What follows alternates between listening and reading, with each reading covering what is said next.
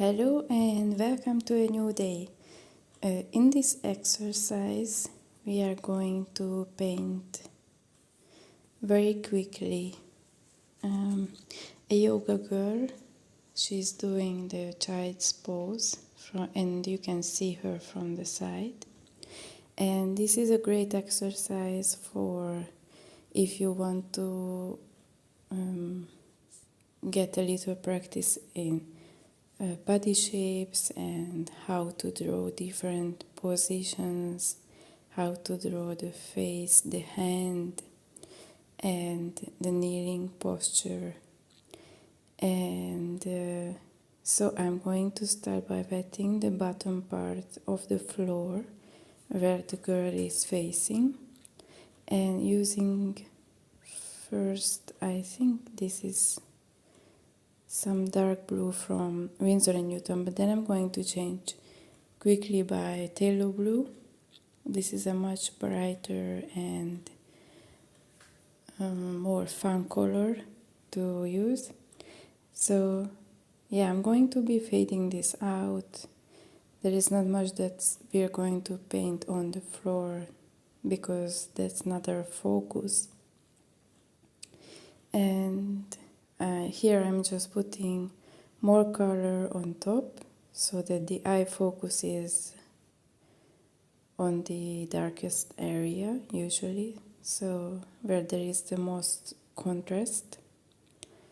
So that's why I put the darkest, the more saturated color right where the girl's faces end or start, depending on from your point of view. Oh, and by the way, I'm using Escoda Perla size 4 brush, and this tutorial could easily be a single brush challenge. So I could be painting this whole thing with one brush, but today I wasn't in the mood for challenging myself, so later on I'm going to switch for the contour part to a size 20.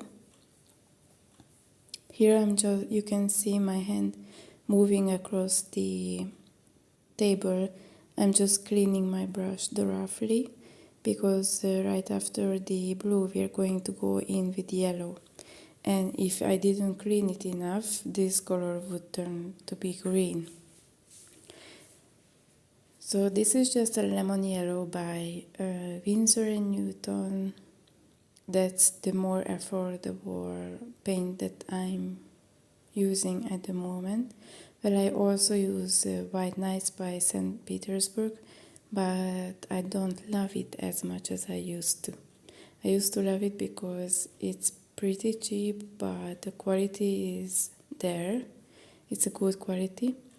But now that I can afford high quality paints, I have to be honest and I don't use it that much.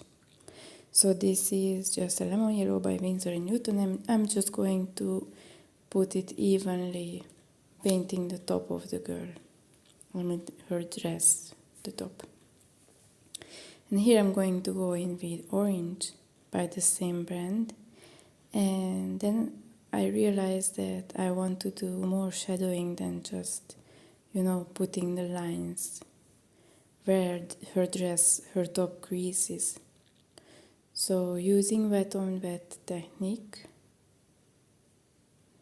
I'm going to be fading it out. I'm going to go in like half size of her dress so that it looks like the light is coming from the top and it's getting dark towards her belly, which is how it is in real life naturally. And then I'm going to go in with quinacridone red.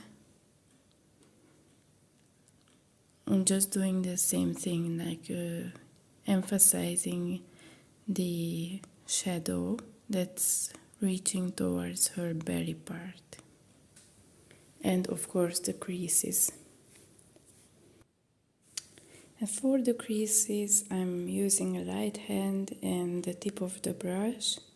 And when I'm going to paint the body part of the dress that I can lay down. I can put some emphasis, some weight on my brush and use the body of the brush, which is quite full.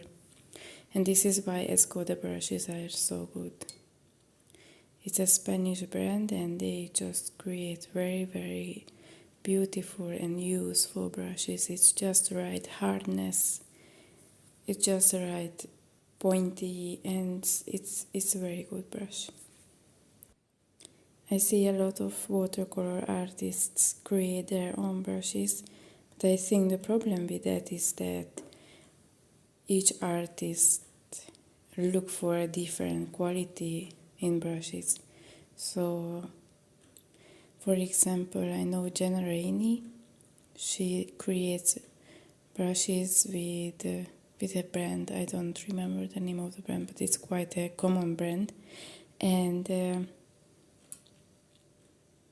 yeah, she can use it and she shows you how to use it for loose flowers. But I almost never paint loose flowers. It's completely useless for me. Even though I love her and I also love the brand that she's working with.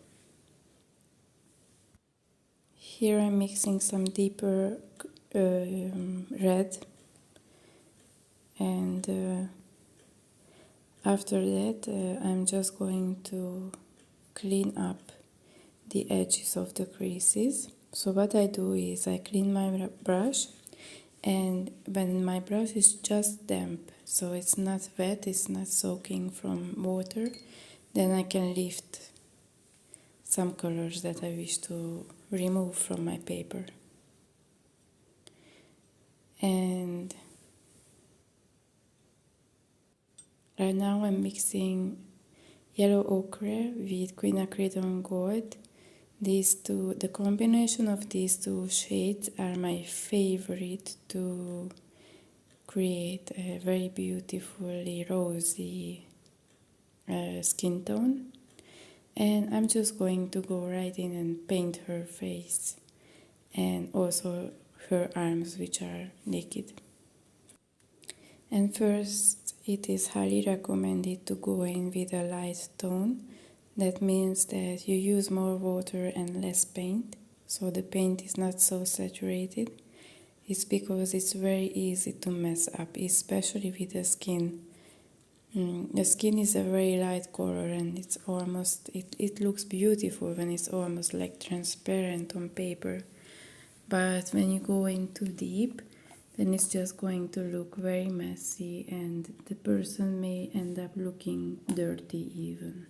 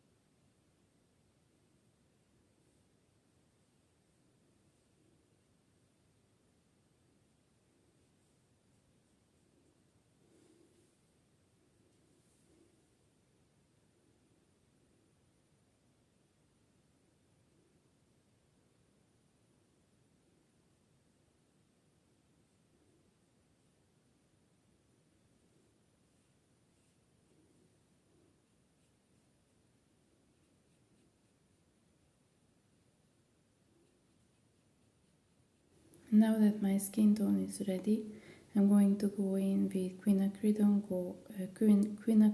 coral and wet on wet.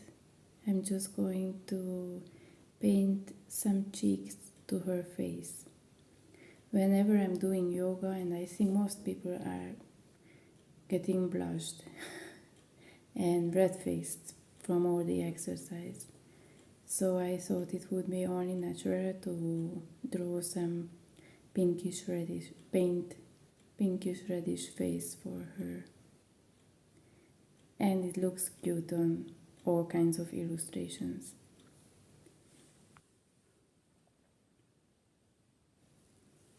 Here I'm going to go in with yellow ochre to map out the highlights and shadows of the hair, which is the most difficult for me, at least, to paint human hair. And the reason for that is that I just never seem to find the right balance between shadows and highlights. As I said to you, I think in all of my videos so far, that in watercolors it's the most difficult thing, because once you go in with deeper, darker colors, there is no going back. Like, you can't erase that. While with, for example, acrylics or oils, you can always go in and fix your mistake by adding another layer. And this is not possible here with watercolors. So yeah, and after the yellow ochre, I'm going to go in with a darker brown, and then keep painting it darker and darker until I'm satisfied with the end result. And my second shade is Rose Sienna, which is like a natural kind of wooden brown, and it's perfect for either blonde or brown hair, like light brown hair. I think this girl has blonde hair.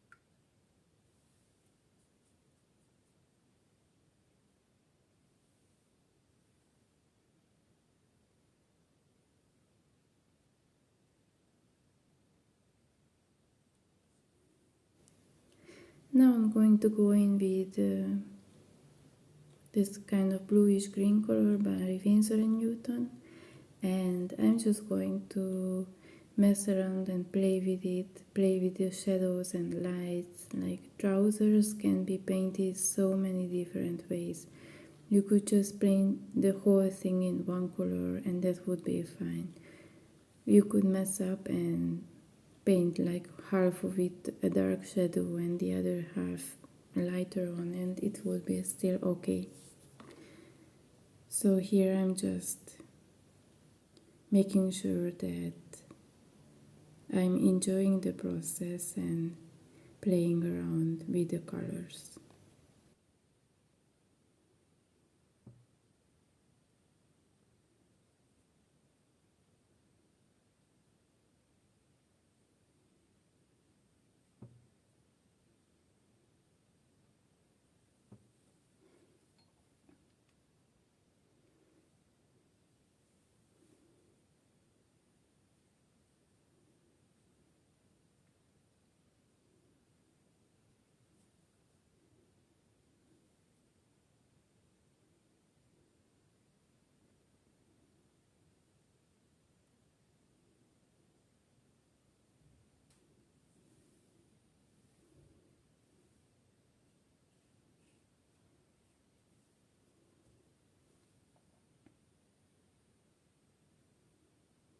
And it's quite tricky to get these edgy bits and pieces of the trousers and the ankle and even the foot area later on.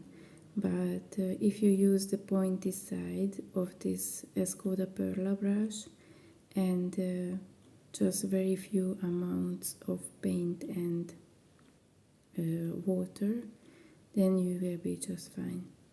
What I always do is I'm left-handed, so on the left-hand side you can see I have multiple tissues and napkins. The red one that you can see on the left side is a napkin, and then the tissue paper I have if I want to lift some colors very quickly.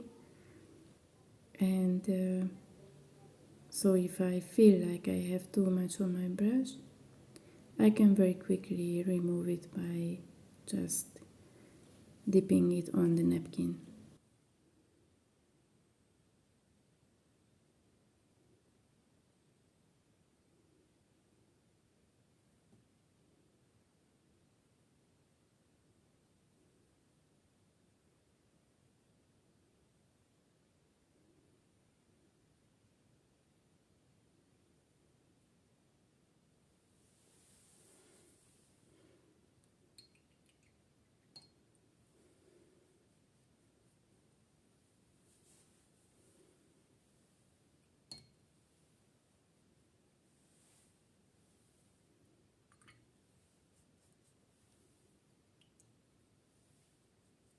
Using yellow ochre and queen coral, I'm going to paint the barefoot of the girl, and it's going to be a little bit more saturated and darker because I believe that looks more natural, so that the hands are highlighted.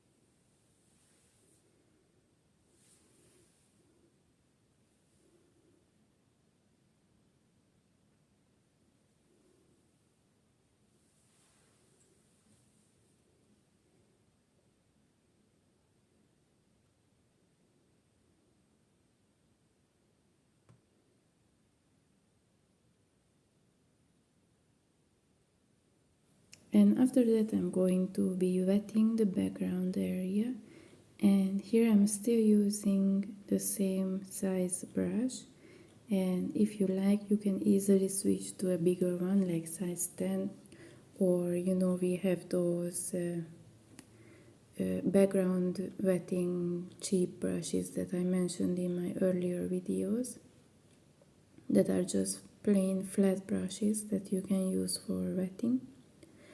And the reason I didn't change the brush size is because I wanted to originally paint this whole piece with one brush, but then I just didn't feel like it.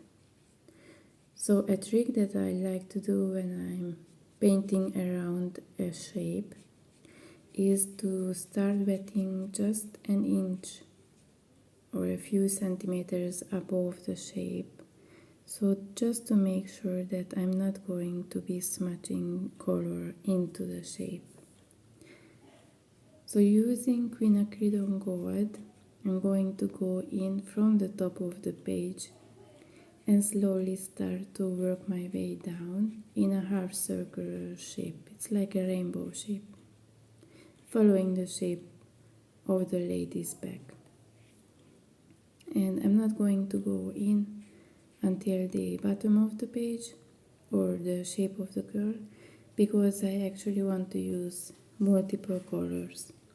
So here I'm going in with burnt orange, and I'm using lots of water and very small paint because I really just want this to be a background color. I don't want any focus to be on the background.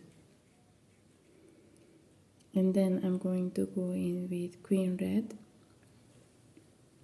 and just closing the background by contouring the shape around the girl, kind of making it look like she's glowing from within.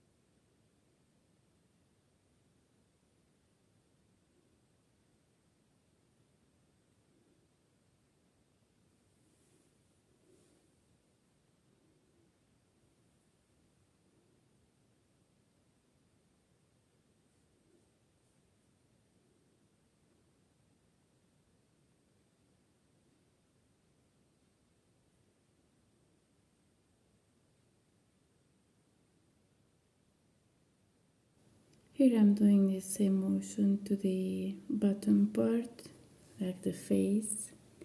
And I like to take my time here because the shape of the face is one of the most important things. Like, the girl can be tall, she could have a really long torso area or really long legs, but the way her face is shaped, it's so important. Like, if you mess that up, it's kind of like way too obvious that, it's not good. And so I like to take my time here. I'm using Queen Burnt Orange. I'm going to fade this red color out as well, as much as I can. And when I'm happy with the end result, I'm just going to wait until this whole page dries, because next we are going to go in with the small brush, the contouring brush, and a brown color to contour the girl and make her features stand out.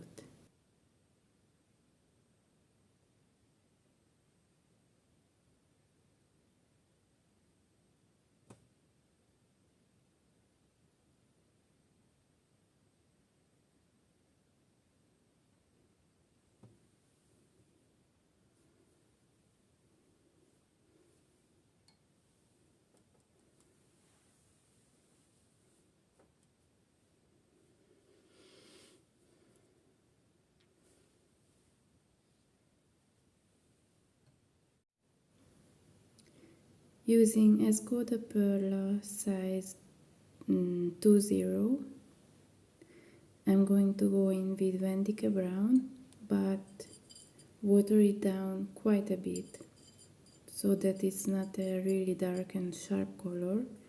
Rather, it suits more of the girl's face because it's not a very dark color. And here you can just start playing with how much contour you like, because some people really like it to be dark and contrasty. so that the girl's face is very obvious and visible. I like it to be more muted and just focusing on getting the features right and getting the shapes right.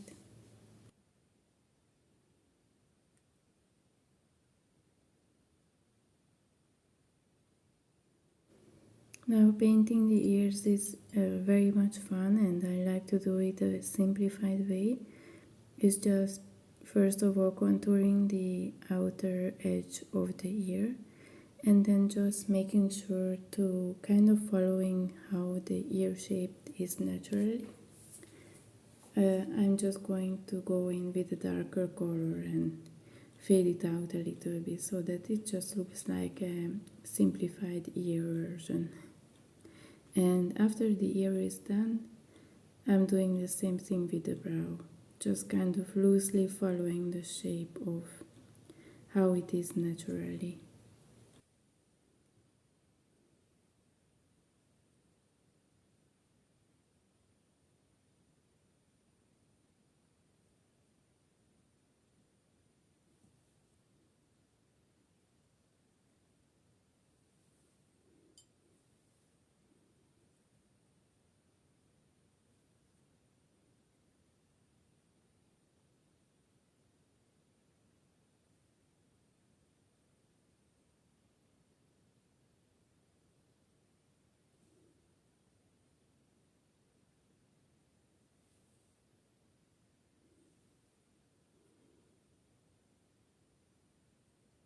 Now the hand part is really tricky, and I really had to hold my breath here while I was painting it because it's one of the most difficult subjects to paint. After you start to get the face shape right and you know the proportions of the eyes and where the nose should go and how long the space between the nose and the mouth, then the next second thing that you need to learn is to paint the hand, and no one is born knowing how to paint it. Everyone has to learn it. So just keep practicing and hopefully we will be good at it one day.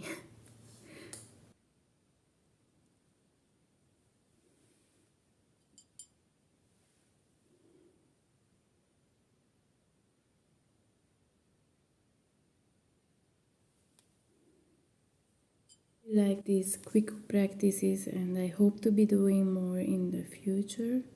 Hopefully I will be get to do it every week or maybe even twice a week, depending on how much time I have. But it really helps me a lot too with my illustrations. So I can only encourage you to keep practicing and keep getting better at it. Maybe change up the colors and do the same shape twice or three times. Or maybe next time you could paint some wings on top of the girl so that she becomes a fairy. But I'm going to be showing you different positions of yoga girls and maybe even different subjects. Like now I am commissioned to paint city scenes like Budapest and stuff. So hopefully I will be able to record that as well for you.